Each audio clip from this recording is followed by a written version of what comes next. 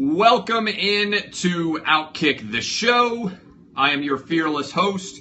What a night. What an incredible night. I'm coming to you live from a Chicago hotel room.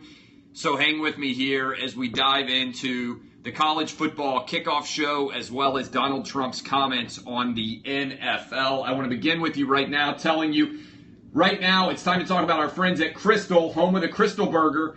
They've sponsored our Saturday shows all season long, and that's not going to change right now. Their wings are the perfect complement to any tailgate along with their Crystals. How much are they? Anyone in the comments want to chime in? How much are Crystals? 79 cents. 79 cents all day, every day. What about wings on Saturday and Sunday? Anyone? Roll in. Yes. What about wings on Saturday and Sunday? That's right, 49 cents. Any wings, buffalo, barbecue, boneless, all wings, 49 cents each, Saturday and Sunday. And right now, Crystal is hooking you up. No matter where you are, Crystal is hooking you up right now. Text the word OUTKICK to 37793 right now. The word OUTKICK to 37793 right now. And Crystal will hook you up with 2 free Crystals and a Coke. Go get you some free Crystals today. That's 37793.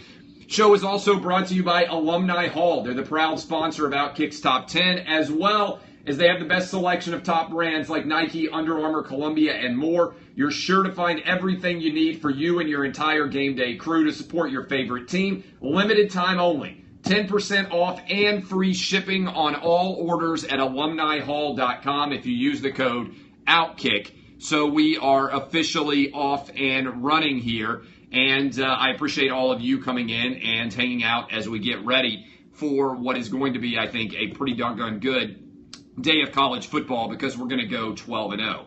But first of all, I want to begin this show by saying there's a total misunderstanding and misapprehension of what Donald Trump has said, okay? I am a First Amendment absolutist, all right? There's nobody out there who is more of a fan of First Amendment and boobs than me. Donald Trump teed off on the NFL and on owners allowing players to protest on the field today. And so I think it's important. Let me kind of break it down for you. I'm going to break this down for you and explain how this all makes sense, okay? First of all, the vast majority of NFL fans and football fans in general are on the same side as Donald Trump here. So this idea that Donald Trump has said something that the vast majority of sports fans do not agree with is fundamentally wrong, okay? And so here is the simple fact. I've used this analogy before. Let's take it outside of the world of football, all right? Let's take it outside of the world of football. If you were employed at UPS and you put a Donald Trump or a Hillary Clinton bumper sticker on your car, you would... The car that's delivering all of the packages, they would fire you immediately, right? You have the right to drive your car with a Donald Trump or Hillary Clinton bumper sticker to the UPS or FedEx lot and park it there. But the moment that you put on that uniform, you are a representative of UPS and of FedEx. I'm just using UPS and FedEx because I think it's easy for everybody to understand that they have on a uniform. The moment you put on that uniform, you are giving up some of your own individual rights in exchange for a paycheck. If the company is unhappy with you suddenly deciding, oh, by the way, I'm going to make a political statement while I'm wearing my UPS or my FedEx uniform, they can fire you. And I don't think anybody out there would be surprised by that. If you saw a FedEx or a UPS truck pull up and it had a Hillary Clinton or a Donald Trump bumper sticker on, or somebody walked to your front door with a Make America Great hat on instead of the UPS or FedEx hat, you would be out there and say, you know what? That seems like a bad business move. All Donald Trump is saying is that you have the right as an owner to fire somebody if they're making political statements while they are employed in your uniform. Nobody talks about the fact that Colin Kaepernick can have any political opinion he wants in the locker room. He can have any political opinion he wants in a press conference. He can have any political opinion he wants outside of the time for 3 hours a week when he's supposed to be wearing a uniform. And that goes for anybody else. If you were wearing a uniform, again, I don't understand how everybody, I'm fixing this a little bit. I don't understand how everybody out there is losing their minds. Like, oh my God, he's trying to restrict their First Amendment rights. No, he's not.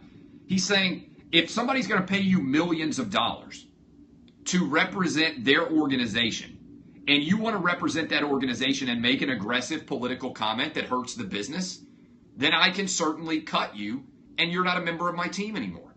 That doesn't have anything to do with the First Amendment. That has to do with business. Moreover, he's not saying you can't speak out at any time that you want. He's saying something that the vast majority of fans agree with, which is for the 3 hours when they sit down to watch an NFL game, they don't want to be bothered by politics. It's bad business for the NFL to be involved in politics in the 3 hours a week when their games air. I do think that's starting to hurt the NFL's business in a substantial way.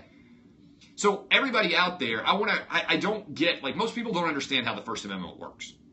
But I think if you take it outside of the world of the NFL and you just put it in the world of FedEx and UPS, another easy example, okay? You have the right to put a sign in your front yard, right? If you support Hillary Clinton or you supported Donald Trump in 2016, you can put that sign in your front yard. And everybody can drive by your house because it's your property and they can be like, hey, there's Clay Travis. He's supporting so-and-so. You can put my Clay Travis for Senate signs up, right? That house supports Clay Travis.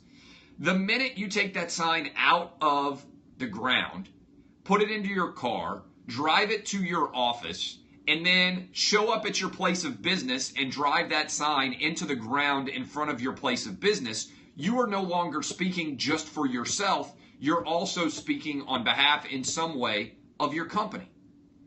Everybody out there would agree you can put a sign up in your yard. That's your private business. You can put a bumper sticker up on your car. That's your business. But the moment you put your sign in front of the business, or you take your political views and put them into your normal workday, that's different. That's not the First Amendment. That's you taking advantage of the fact that tons of people want to watch an individual NFL team play, and you're deciding to make a political statement then. I don't have any problem with people being fired then. If it's bad for business, why would anybody not be able to understand that? And what you're seeing already on Twitter is everybody in an uproar, like, oh, how dare Donald Trump come out and say this about NFL protesters. Well, I think he's right. It's bad for business. Remember, Michael Jordan had attributed to him the idea, Republicans buy sneakers too, right? Why in the world would you want to be in the position, if you are an NFL team, of alienating people who just want to watch your game for 3 hours? They don't want to have to hear about political commentary. The NFL is apolitical, right? So in general, you do what works well for your business. And if somebody out there is hurting your business, then you fire them. That's what happens all the time. All right, questions. Questions from you guys. I don't think people understand it. Again, if you take it outside, because people get so caught up in sports. That's why I think the analogy is important. Take it outside of sports. If you had a UPS or you had a FedEx driver that was aggressively advocating for a political cause such that he was getting attention that directly connected to FedEx and UPS, do you think that they would allow that driver to continue to represent the company? Or would they fire him? They would fire him, right? Everybody out there would be like, oh yeah, I don't want my FedEx driver, my UPS driver showing up in a Donald Trump hat or an I'm with her pussy hat or whatever it is. That's definitely what's going to happen. It's common sense. And people immediately scream, oh, it's the First Amendment. You're trying to restrict somebody's First Amendment rights. No, you're not. No, you're not. You're just saying that you think, Donald Trump does, it's bad business for the NFL, that he thinks those guys should be fired who were protesting while they're in their uniform during the only 3 hours of the day of their week where they can't make it. They can make comments all the time. They can say whatever they want in the locker room. Say whatever they want outside of the locker room. They can call a press conference. Nobody's stopping Colin Kaepernick from calling a press conference. Donald Trump is responding to the speech that somebody else has made and making a suggestion based on it. That's the very foundation of the First Amendment, of the marketplace of ideas. You can't argue you're for the First Amendment and then be upset that Donald Trump is coming out and saying this. Look, what I say all the time, okay, as a First Amendment absolutist, what troubles me is not on-the-job speech. You shouldn't, by and large, be able to give your political beliefs on the job.